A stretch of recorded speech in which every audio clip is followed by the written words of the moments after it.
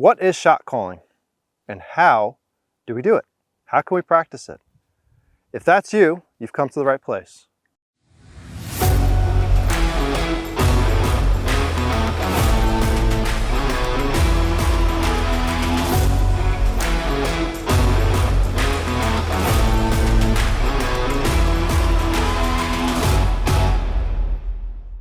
What's up guys, my name is Rob Epifania. I'm a USPSA Grandmaster and I'm the owner of Systematic Performance Concepts.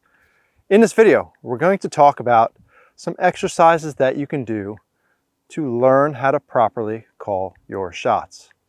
So let's get on the range and let's get to it. Now, common thing that I do in my classes, I'll ask people, what do they think shot calling is? When they kind of give a few answers, I'll ask them, what are you using to determine that you fired a good shot? And you'll hear a bunch of different answers. I'm here to explain to you how I do it and how it might work well for you. Now, what is shot calling?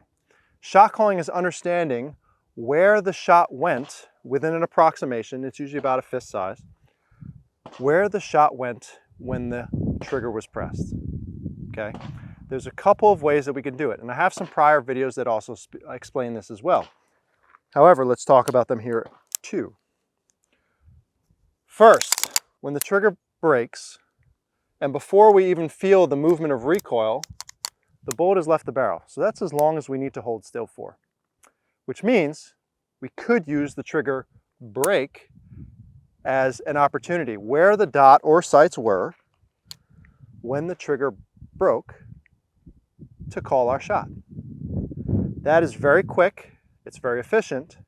However, the challenge with using the trigger break as a shot calling method is that there's potential that I'm aimed on target and I think the shot's about to happen and I move the shot off target a little early. That's personally happened to me a bunch. So where is that applicable? That's applicable on targets where you have enough room for error that if you start to move a little early, that it will be okay.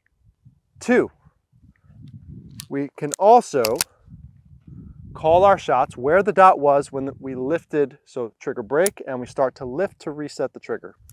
That's a little bit slower than the trigger break method, but it gives you a little bit more time in case you start to move the, well, you're not going to move the gun early, but it will give you some more time to allow you to move.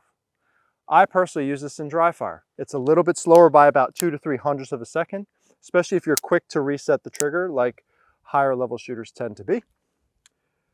But now, wherever the dot or sights were when I'm releasing my finger from the trigger is a great dry fire tool. We don't have recoil in dry fire, so this corresponds very closely with the next technique I'm going to talk about and the one that I use the most. The third method is dot lift or sight lift, meaning if my dot is floating around in the center of the target, when I fire, when recoil starts to happen, the bullet's already left the barrel, but I'm going to see a movement in my dot or my front sight. It's going to lift up some way. So that's a visual confirmation where that dot lifted from is where the shot will approximately be within about a 2 to 3 inch like potential margin of error.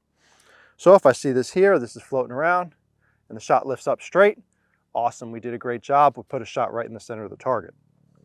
However, if I'm doing something like this, the dot's in the middle and all of a sudden I see something like that, during the trigger press, I probably disturbed the gun and the shot would end up in this area. So it's very important to understand that concept so that you're not, for one, guessing if you hit the target or not, 2, looking at the target for the hits. Especially when it comes to home defense or defensive encounters, you are not going to be able to see the hits on your target. So it's very important to understand this kind of shot calling method so that you can be confident that you are hitting your target, whether it is home defense, personal protection, or competition. Competition, as the targets get further back, you can't see the hits. So it's very important to make the visual connection to where your dot was on the target when it started to lift, or if you're using one of the trigger methods, where you felt the trigger break or where you felt your finger lift off the trigger. Now, how do we practice this? How do we do this, right? we will use the dot lift for the purposes of these exercises. But simple exercise, it's 4 parts. First part is shooting on the target, really trying to pinpoint the moment the dot lifts, or if you're using a trigger method, feeling when that trigger breaks, so on and so forth, okay? But I'm gonna use the dot lift. I'm gonna really try to pinpoint it. You guys aren't gonna be able to see it from my point of view, but when you do this, you'll understand what I'm talking about. So it's very simple. I'm gonna load my gun, and I'm just gonna fire 4 or 5 shots on the target with the intention of being highly visually aware for when the dot starts to do this, okay? Aiming at the target. Just really being comfortable in what I'm seeing, okay? Second, it moves up. Once you see it, it's hard to unsee, truthfully. That's number 1. Number 2, we're gonna fire off into the berm or just off the target, okay? When I do this, all this is simulating, this is teaching me what it is. Hey, I didn't hit the target. This is what it means. No more, no less. Also, you'll find that where the dot lifts off of in the berm is going to be about the same place that you see the splatter of dirt in the berm. So it's a nice little thing to teach you here. So I'm going to aim just into the berm. Right, every time the dot moved up, the impact was right at the bottom of that movement. So good for me to understand. Part number 3, we're going to start off the target and then we're going to go onto the target. This simulates, this works really well with steel too. This simulates, hey, I missed the target entirely. I need to now correct myself and fire a makeup shot. So I'm going to aim off the target, and the goal is to fire an immediate makeup shot, correcting my vision, correcting the shot. Off and on. Let's see. Here we go. We're going to start here. Off, on. Off, on. So the quicker I can do this, the less time I'm losing in a competition or a gunfight or any sort of situation where time and speed matters. Very important to be able to recognize that, okay? Off, on, off, on, off, on. So that, and try to push yourself to do it as quickly as you possibly can. Now, let's say you go off, fire off, you go to on, but you overcorrect and you push across the target. You can fire a second makeup shot because you're calling your shots. Now, let's tie this all together with something that's going to be really useful for all of you guys to apply all of these techniques together. What we're going to do, this is from my buddy Sean Griffith. All we're going to do is we're going to wobble our gun around the whole target. Doesn't matter how you do it. It could be a figure 8. It could just it's haphazard. It's just random. I'm going to just wobble around somewhere. While that's going off, I'm going to be pressing the timer delay. When the beep goes off, I'm going to fire the shot. Now, if the shot is in the alpha zone of the target, I'm going to leave it because that was good. However, if it's not on the target, I'm going to make it up because I'm calling that shot. There's going to be the occasional time where it's right on the line too. Sometimes you're going to not make it up and it wasn't good. Sometimes you're going to make it up and it's going to be good. It's all part of the learning process. As we call shots more, we get better at it. So let's load this up here and let's do some of this. So all I'm going to do is I'm going to wobble around the target entirely. And when the beep goes off, I'm going to press the trigger. Here we go.